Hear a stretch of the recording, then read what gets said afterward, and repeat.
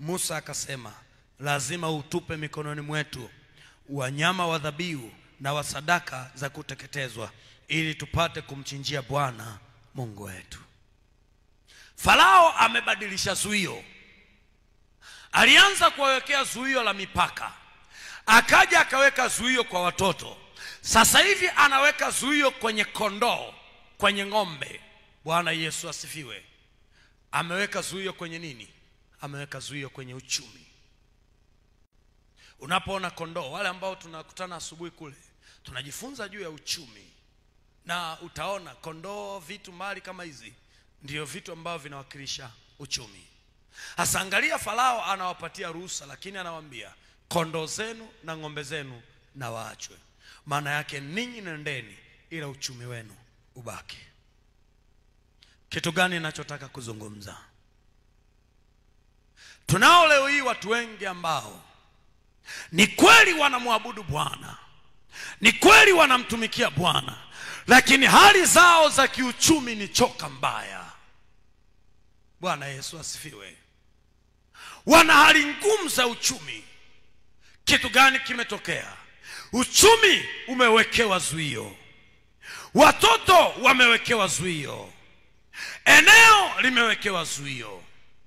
Lakini nataka nikwambie katika jina la Bwana, ni kweli inawezekana waliweka zuio la kiuchumi. Ni kweli inawezekana waliweka zuio kwa watoto, wameharibika. Ni kweli kabisa. Walisema usivuke viwango, lakini nataka nikwambie tutavuka katika jina la Bwana. Tutaenda viwango vingine, na watoto wetu tutakwenda pamoja nao, na uchumi wetu tutakwenda pamoja nao. Ninataka nikwambie na nikutie moyo, mtu ulioko hapa, inawezekana na viongea wanao hawaeleweki. Hao watoto utakwenda pamoja nao. Inawezekana uko mahali hapa uchumi wako haueleweki, malango yatafunguka, huo uchumi utakwenda pamoja nao. Inawezekana uko mahali hapa umeambiwa usivuke viwango, tutavuka hivyo viwango katika jina la Bwana. Watashangaa, mbona amefika viwango hivi?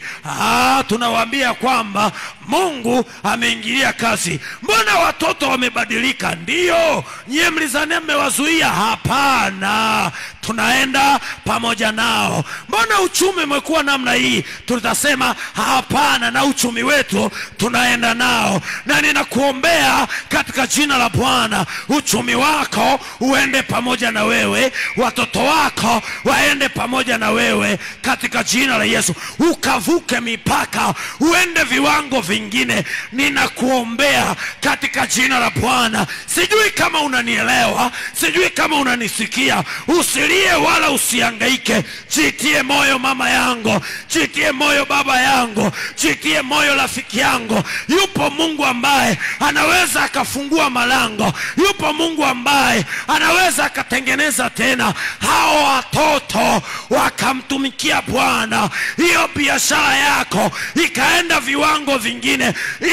Inawezekana, inawezekana. Unayeniona hapa, kuna wakati nilikuwa choka mbaya, lakini neema ya Mungu ikanisaidia. Kuna wakati nilikaa eneo moja, lakini Mungu akafungua mipaka. Na wewe inaweza ikafunguliwa, ukaenda viwango vingine, ukaenda viwango vingine, ukaenda hatua nyingine. Na ninakuombea katika jina la Yesu Kristo aliye hai.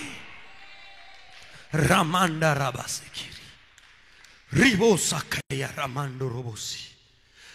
Hapana, hatutokaa viwango hivi, hatutokaa. Hao watoto hawatozuiwa. Rimanda ramasaka ya rababa. Sijui ni nani hapa, sijui ni nani tu. Rimando robosaka ramanda ramasaya ramanda ramamamamamamamamamama. Sijui ni nani, ila nasikia huku ndani Mungu ananiambia nipo kwa ajili ya kumsaidia mtu hapa, nipo kwa ajili ya kumtetea mtu hapa, nipo kwa ajili ya kumpigania. Na Mungu yupo kwa ajili ya kukupigania, na Mungu yupo kwa ajili ya kukutetea. Yupo kwa ajili ya kutetea uzao wako, yupo kwa ajili ya kutetea hiyo ndoa yako, yupo kwa ajili ya kufinyanga, yupo kwa ajili ya kutengeneza. Vinafinyangwa na kutengenezwa tena. Ribasiki. Oh ya. Oh.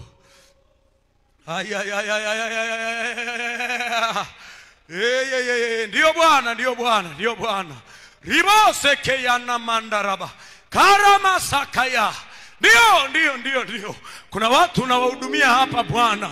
Kuna watu umeanza kuwahudumia hapa. Kuna watu tayari. Kuna watu tayari neema yako inaingia kazini. Kuna watu tayari. Rabasakaya. Oh.